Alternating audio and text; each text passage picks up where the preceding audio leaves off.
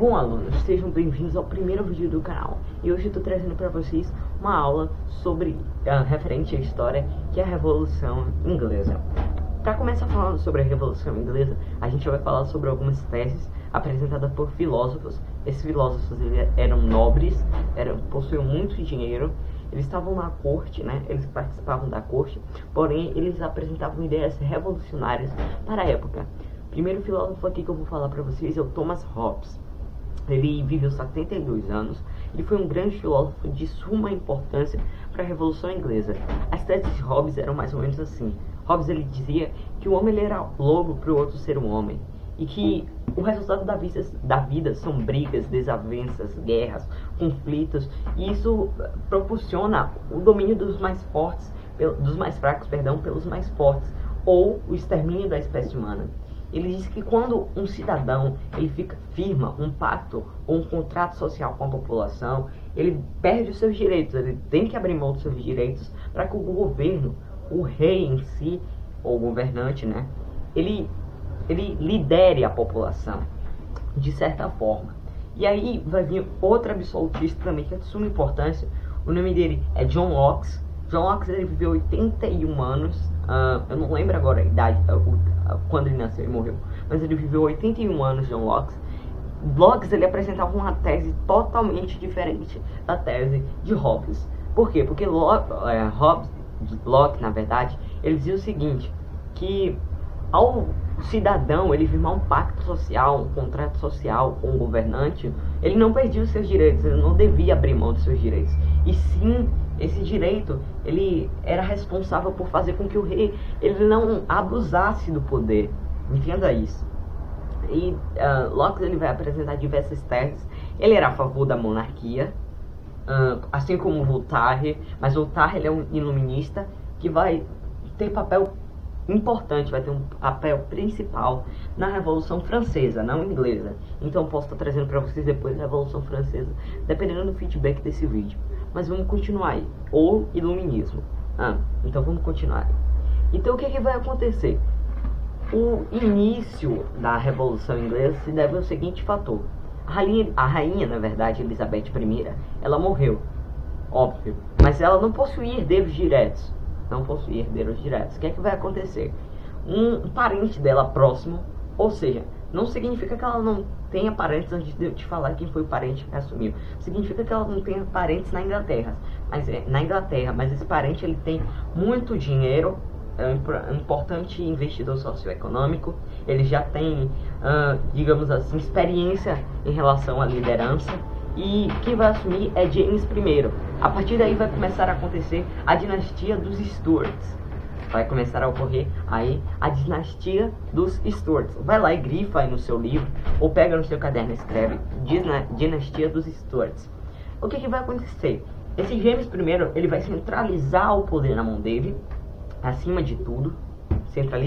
Anota aí também, centraliza o poder na mão dele, ele vai entrar em constante conflito com o parlamento. Só que o que vai acontecer? Ele vai morrer, óbvio. E quem vai assumir é o seu filho, Carlos I, ou George, conhecido assim na Inglaterra. O rei George, ou Carlos I, e o que aconteceu com ele? Ele entrou com um poder mais ainda centralizado, foi um rei mais ainda absoluto, entrou em um conflito maior com o parlamento. Então o parlamento ele se revoltou, e o rei também, porque o rei ele considerava os três poderes apresentados por Montesquieu, que o poder ele poderia ser dividido em três partes principais, que é o legislativo, executivo e judiciário. E tudo isso se concentrava, na verdade, na mão de um só único rei. Um rei só tinha poder executivo, legislativo e judiciário, né? Então o que acontece? O parlamento ele não vai medir esforços para entrar em guerra, muito menos o rei. Aí vai existir um exército real. Isso vai ocasionar, na verdade, uma guerra civil. Vai existir um exército real. O exército real ele vai ser composto por duas classes, os cavaleiros e os nobres. E o exército do parlamento. O exército do parlamento ele era ocupado por uma população que era denominada naquela época gentry. O gentry, ele eram burgueses ou a pequena nobreza, que eles tinham bastante dinheiro, mas não tinham título de nobreza. Então em outras aulas de histórias eu posso falar um pouco, se vocês me pedirem, Por que ele não tinha título de nobreza? Eu vou dar um adiantado aqui logo. Foi porque ele, quando a igreja ele assinou o pacto com Clovis, né? A igreja ela influenciava em tudo. Eu vou falar um pouco para vocês depois, é um assunto do 7º ano. Esse assunto é do 8º ano. Então o que vai acontecer? Nas primeiras batalhas quem vai ganhar é o exército do rei. Mas o parlamento ele vai vencer porque Oliver Cromwell, um cara importantíssimo, ele vai financiar o exército, que vai ser chamado de novo exército modelo, juntamente com os burgueses. Então, anote isso daí também no seu caderno, porque é bastante importante. Ele vai financiar o novo exército modelo, juntamente com os burgueses.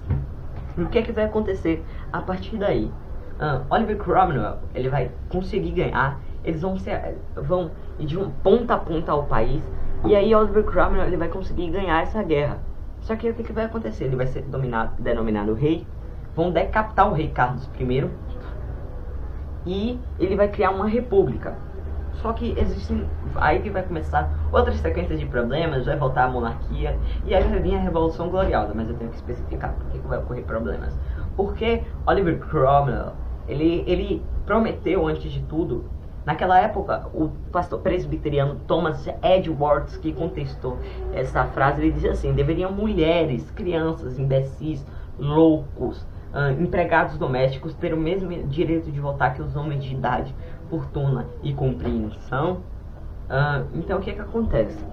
Ele vai dar direito à mulher de voto, vai impor ensino gratuito e diversas outras coisas que eu posso estar disponibilizando para vocês um screen do meu livro, porque ele fala isso assim. Então o que vai acontecer? Ele vai virar um ditador. Por que ele vai virar um ditador se ele está fazendo isso? Porque ele vai começar a agir sem um parlamento. Ele não vai agir com o parlamento, então isso vai torná-lo um ditador. Ele vai reconquistar a Irlanda, vai unificar os poderes entre a Escócia, a Inglaterra e a Irlanda. Vai existir um único parlamento. O parlamento ele vai estar insatisfeito, mas os burgueses eles vão liderar. Então o parlamento ele fica insatisfeito porque não está agindo com o parlamento, mas acabou consequentemente com os líderes populares radicais, que eram protestantes, calvinistas, né? E que eram populares radicais, eram calvinistas radicais, digamos assim, uma religião muito radical, entendeu? Eram calvinistas radicais.